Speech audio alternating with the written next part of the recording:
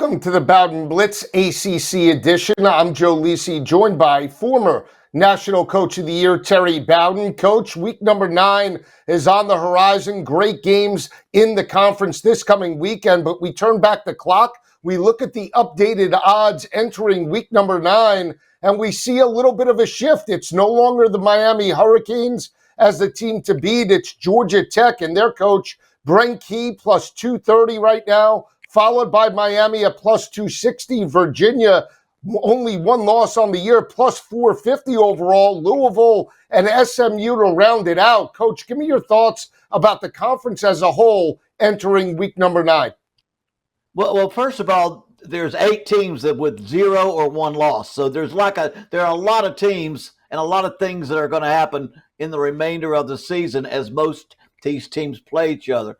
And then after the Miami loss, which we thought they were the clear favorite in the conference, it is clear that the landscape of college football may have been changed forever. NIL, portal transfer, parity where almost anyone can line up and beat anyone. Miami goes down as an undefeated. In fact, I think 4 of the 5 undefeated teams lost, or 3 of the 5 undefeated teams in the country lost on Saturday, Miami being one of them against Louisville. It's always the evolving landscape of college football. You talk about the NIL, the repercussions of having top talent across the board, the parity from top to bottom, and potentially, and we'll get into it, the Miami loss on Friday night as a 13.5-point favorite to Louisville and Jeff Brohm potentially hurt the conference overall, right? To have at least one dominant team potentially could have raised some of the other teams, but now it is Georgia Tech as the undefeated team in the nation. They have a top 10 ranking entering week number 9.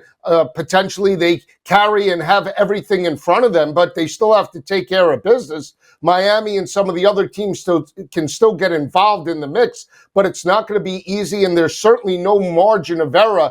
And if you're Miami right now, how do you respond from that loss on Friday night, mentality-wise, thinking that you're one of the top teams in the country?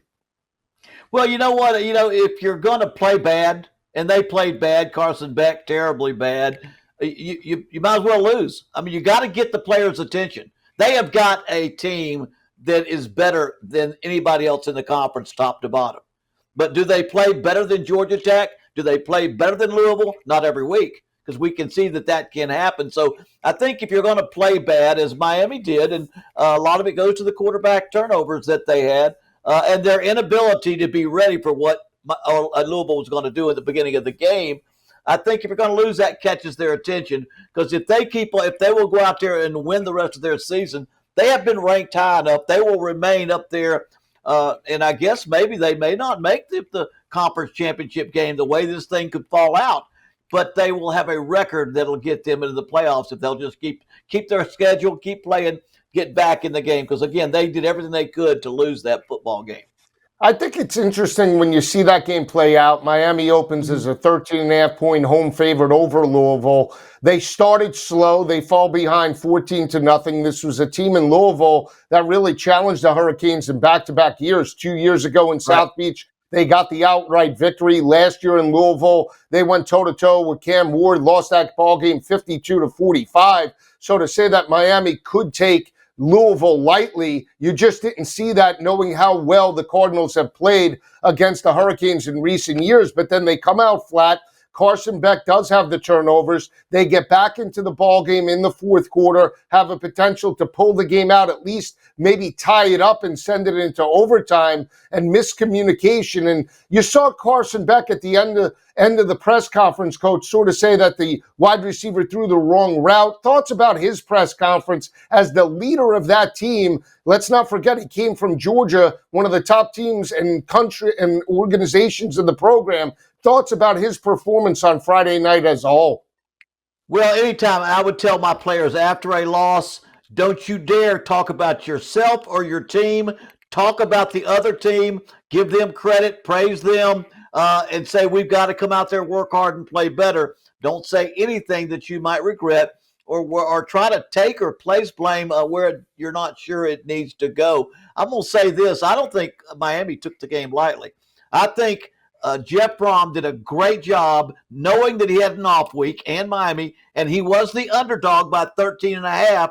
When you're the play calling head coach, he went out there and changed completely some of the things he did offensively. He got 14 points out of the off week. Came out there, played three quarterbacks at the same time on several plays, faked a field goal, things you can't do unless you have an off week. And if you're the favorite team in an off week as a head coach, you don't say, let's just do what we do. Let's don't make mistakes. Let's play hard and don't make mistakes. But if you're an underdog like Louisville was, and you're the head coach who calls, but you're going to say, you know what? We need to find something to do. We got to find some wrinkles that can get us some early points. And that was the point I was trying to make. Jeff Brohm did a great job of getting 14 points off of his off week, and when Miami wasn't ready for what they were doing formation-wise.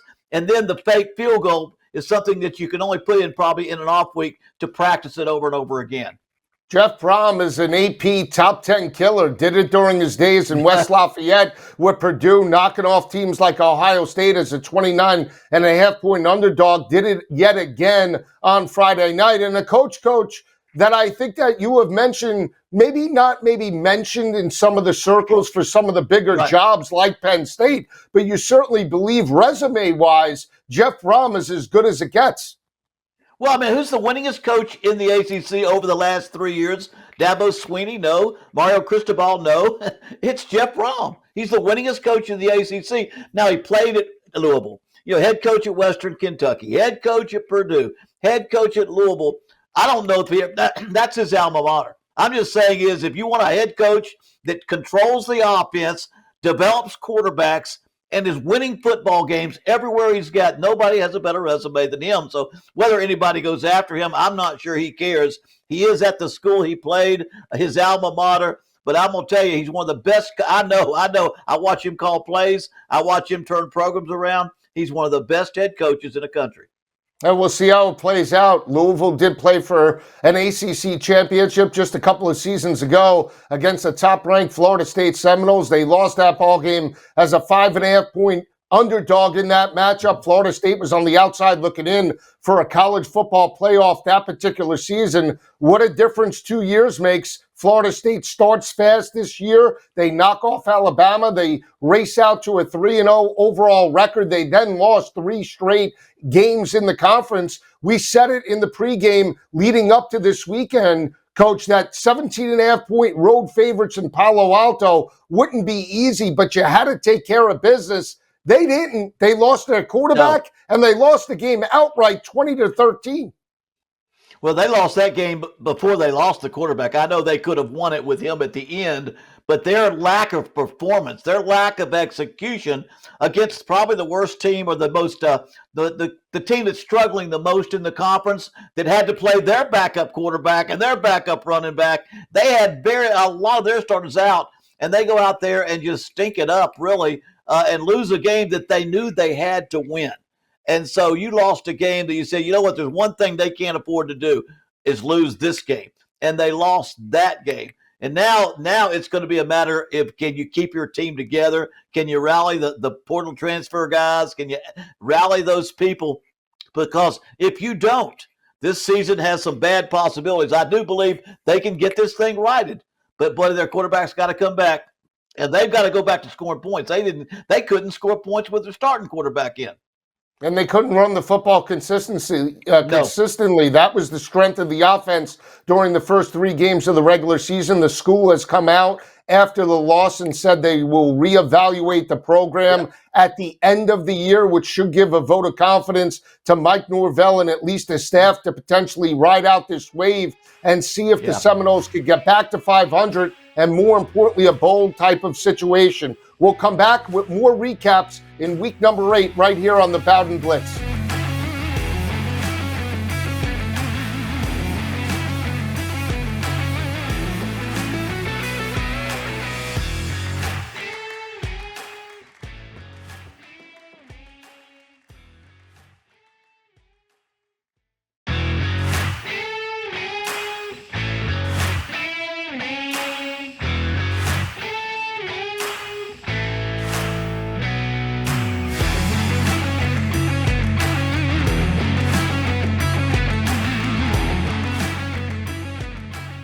Back on the Bowden Blitz, Joe Lisi and Coach Bowden breaking down recaps of week number 8. We left off talking about the loss in Palo Alto for Florida State and Mike Norvell. They entered that game as 17.5-point road favorites, lose Thomas Castellanos in the fourth quarter, lose the game outright 20-13. And I had said, Coach, the school had given a vote of confidence to Mike Norvell, but it's a slippery slope. You get a vote of confidence, but you also have to get back to 500 and most likely get to a bowl game.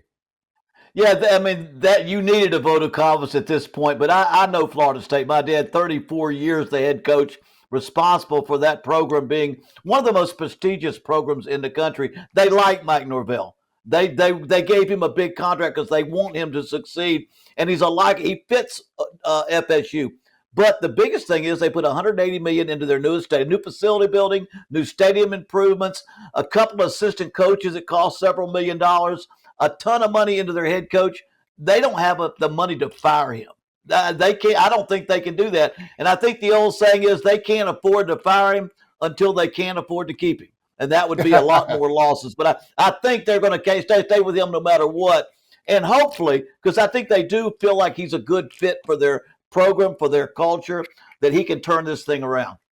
We'll see how it plays out the rest of the way for Florida State. Definitely on the hot seat. Florida State now sits at 3-4 overall entering week number 9. We'll turn our attention to the biggest game in the conference last weekend. Duke opened up, Coach. 4-2 in this matchup against Georgia Tech. Georgia Tech was undefeated at 6-0. The Blue Devils were a 2.5-point home favorite in this matchup. A lot of, I want to say, hype surrounding Manny Diaz, not just in this game, but potentially maybe replacing James Franklin in Happy Valley. Well, it was all Georgia Tech. Brent Key and the Yellow Jackets took the game early and often to the Blue Devils. They jumped up with a first-half lead, never looked back. Haynes King with another solid performance. Coach, they win it outright, 27-18. They now crack the top 10 entering this weekend. It's an amazing effort in terms of the program that Brent Key has built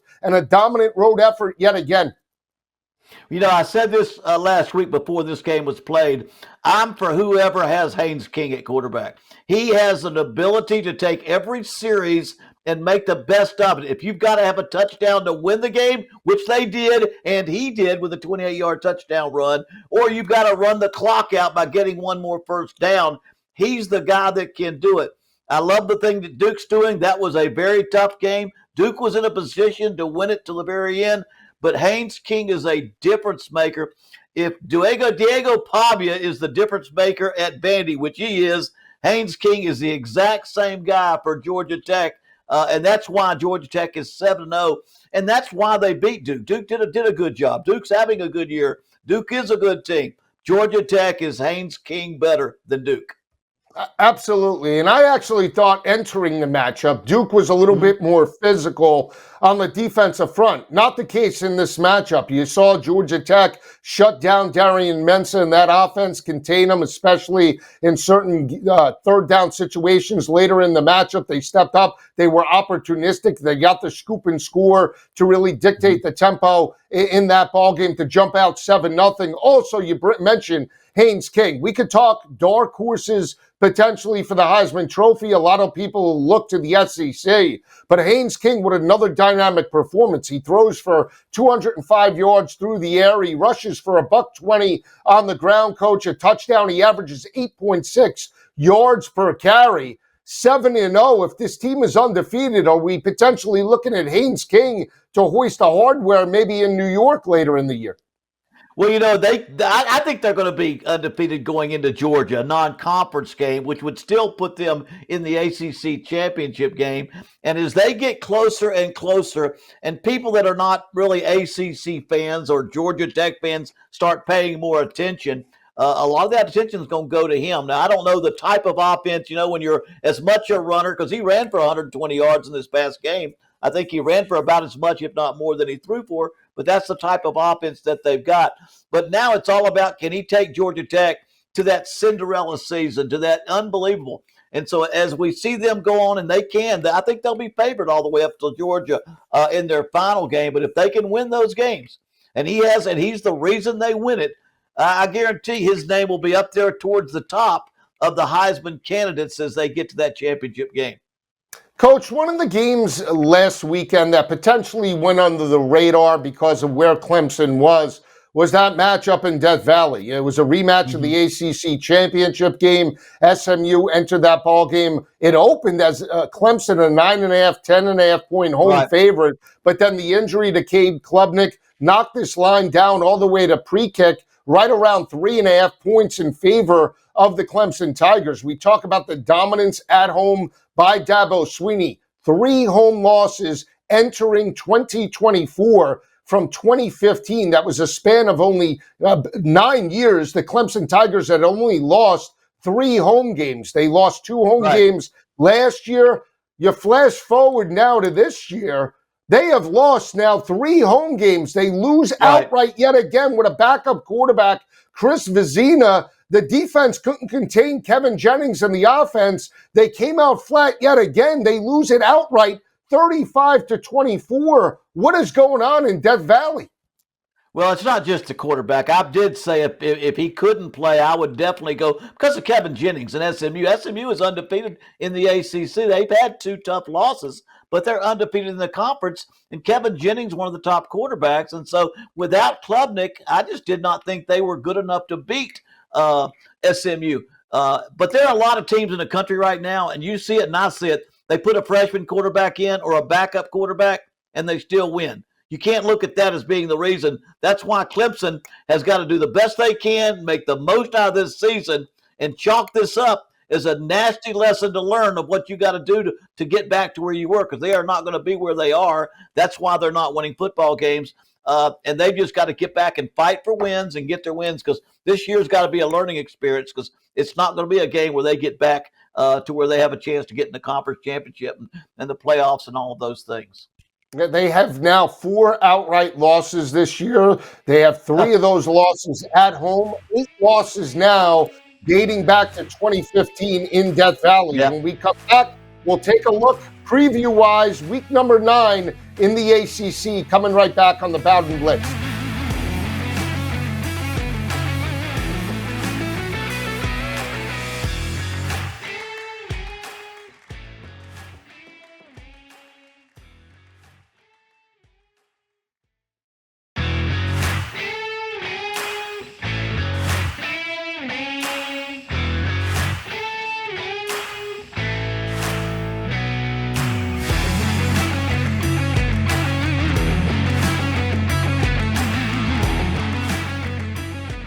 All right, back on the Bowden Blitz, Joe Lisi and Coach Bowden recapping week number 8. Also going to take a look at week number 9 on the horizon. Coach, we left off talking about Dabo Swinney and the Clemson Tigers. You believe there's an offensive identity problem, struggled yet again on the ground Saturday afternoon. Well, when you run 30 times for 35 yards, you're not playing good offensive football. And I think Clemson's got to remember, and they've had great quarterbacks for a long time. I mean, first-round draft picks all the way back. But when Tony Elliott was their running back coach, co-offensive coordinator, they ran the football, and they ran it great. They've got to get, whatever they do this season or next, they've got to get back to playing hard-nosed, run the football to get back to where they want to be offensively. And we'll see how it plays out. From a mindset perspective, this is not where Clemson expected to be. They were one of the top teams to win the conference. They were the preseason favorite, along with the Miami Hurricanes, one of the better teams to make the college football playoff odds at the beginning of the regular season. No longer the case, and their quarterback, Cade Klubnik, now dealing with injury. We'll turn our attention now to week number 9. We talked about SMU getting the road win over Clemson. They now go back on the road, Coach, to Winston-Salem. This is a blue-collar team in Wake Forest. They're 4-2 overall. You just look at this team, very physical now in back-to-back games. They've stepped up. They are getting consistent quarterback play. SMU only a 3.5-point road favorite against the Demon Deacons. Early look, how do you see this game playing out? I think it's going to be a close game. It's going to come down to like 2 or 3 points. Wake Forest is running a 2-game win streak. They're both moving upward in their efforts and their ability as a football team. I really like the way their new coach is playing at Wake Forest. I think they're 5-2, 4-5-2 for the season. and it'll be a good game. I think SMU is on a roll. I think they'll win this game, but I would say this one's going to be a 28-27 type of ball game that SMU is going to have a chance to win. Yeah, what's interesting is they're 2-2 at home this year, Wake Forest, with Dickert, the former Washington State head coach.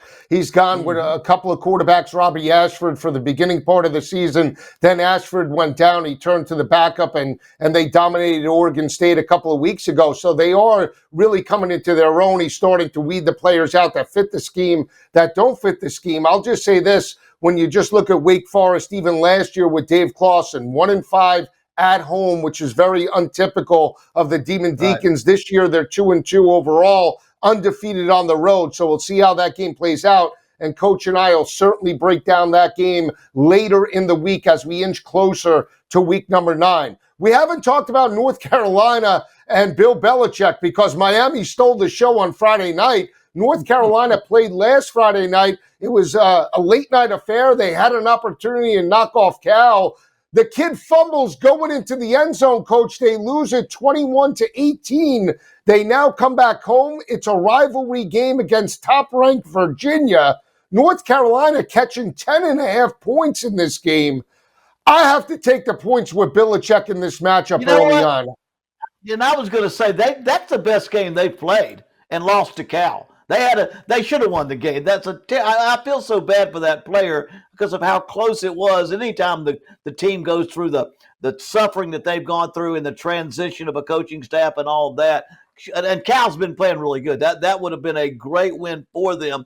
And if they're playing as good as I think they're playing, that's just too many points for them to have to get beat by. So I do like their points. I don't know that they can win the football game. I'm not going to pick them to beat Virginia because I think that Virginia now sees the prize. They see the goal line and what they can accomplish this year. But I think North Carolina finally sees some improvement in their football team. Well, let's talk about Virginia quickly. 6-1, they enter this game 3-0 in the conference. Georgia Tech and maybe Miami have gotten a lot of the hype from the media. But if Virginia does take care of business, and I know you're very high on their quarterback, Chandler Morris, a big picture. I mean, if Virginia competes for an ACC championship, are they good enough from what you've seen to potentially make the college football playoff?